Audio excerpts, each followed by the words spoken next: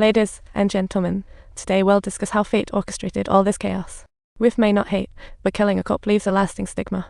Happiness looms, and love still beckons.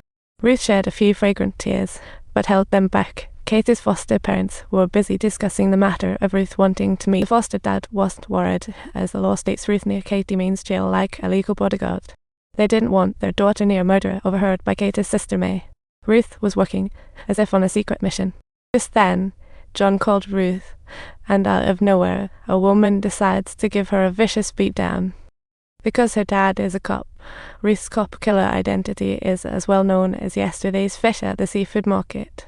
Of course she held it together, rushed to the sink to wash off the untimely red, just to keep working. Will watch from afar, as if begging Ruth's forgiveness. But Ruth had no intention of giving Will the time of day. After school, May snuck home and quietly rummaged through her parents' drawer. She found a letter discussed by her parents yesterday, was shocked, and ran to the basement to find a mysterious box. Meanwhile, her parents were busy at the law firm. Ruth tidied up her appearance to hide misleading wounds, and Katie reminisced in the bathroom. She recalled the moment of being embraced, and her heart fluttered. It was someone who was trying hard to love her. With John's help, Ruth finally met Katie's foster parents, and Dad informed her about Katie's emotional scar. However, Katie now enjoys a great life with a stable family, many loving people, and a special passion for piano. He advised Ruth not to disturb Katie's life after all. Meeting her wouldn't benefit Katie at all. But Ruth said, "Mom died during childbirth, and I raised Katie myself. She wasn't just Katie's sister, she felt more like a mother."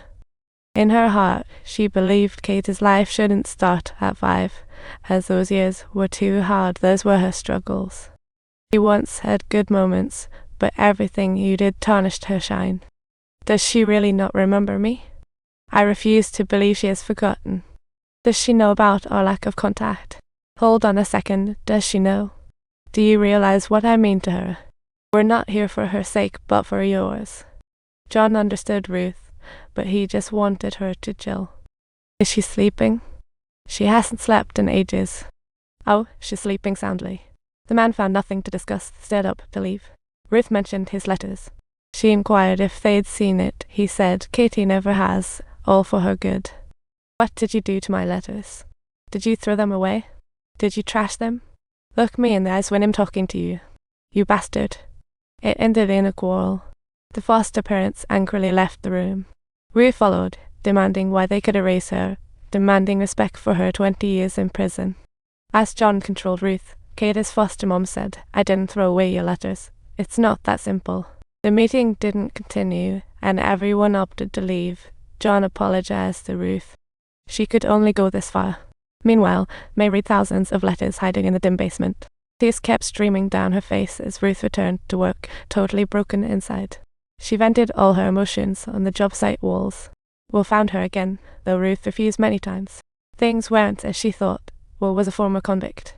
He was released a year and a half ago. The chat that day made her extremely uneasy. Both had to report to parole officers, so Will remained silent.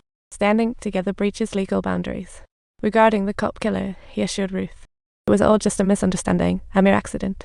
Ruth was walking when she suddenly got a call.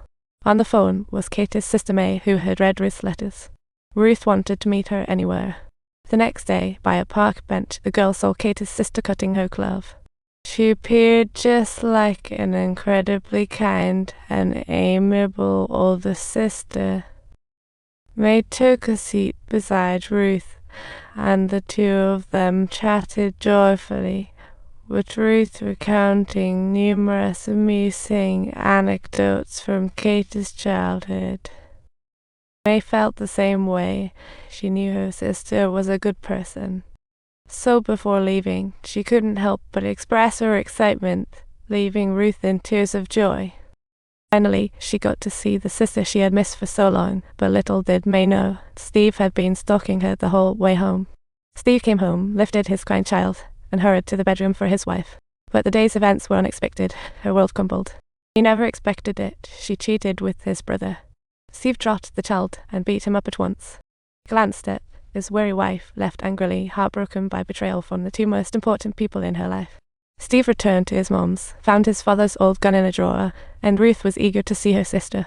However, she didn't want to mess up her chance. She tried to contact John, but couldn't get through. Ruth sought help at the law office but learned John was not there. Ruth walked on to John's house, asked the guys to tell Mom her story. Soon, Black Auntie showed up and ordered Ruth to leave. She already knew who Ruth was and didn't want her around, but Ruth was not planning on listening. Ruth just wanted to ask John if she could go alone or if she needed a lawyer, but Black Auntie wasn't having it. If you kill someone, you've got to own up to it.